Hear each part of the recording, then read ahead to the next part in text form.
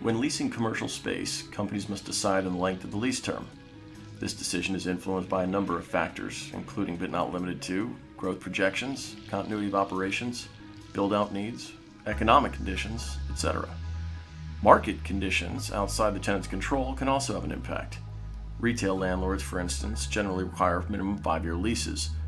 Another example was during the early years of the Great Recession, when landlords were willing to agree to nearly any length of lease term, sometimes as short as 1 year, just to get their spaces leased.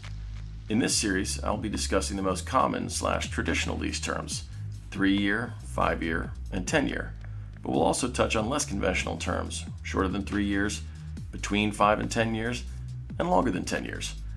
I will touch on the who, generally prefers which, what you can expect in concessions as a result, and why tenants may choose one over the other.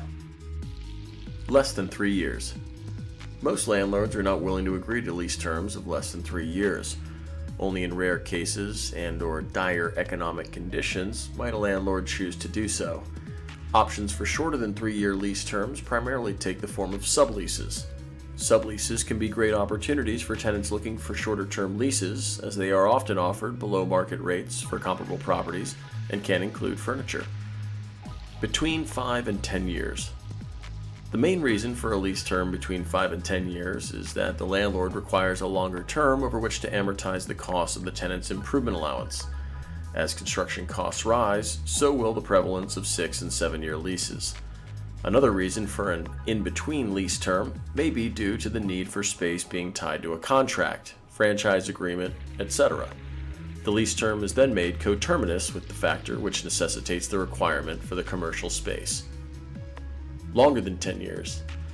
Similar to lease terms, less than 3 years, most landlords will not agree to terms in excess of 10 years. They may not want to encumber their space for that long and/or want the opportunity to reset the rent at the then market rate at the end of the term. Renewal options are often used as ways to provide tenants with the security of knowing that they will still have the ability to keep their space, and allows the opportunity to increase the rent if the tenant's rental rate at the end of the lease term is below market. Landlord's preferred language is the, quote, greater of market or the then escalated rate, end quote. Ground leases are the exception and can be as long as 99 years depending on the municipality in which the property is located.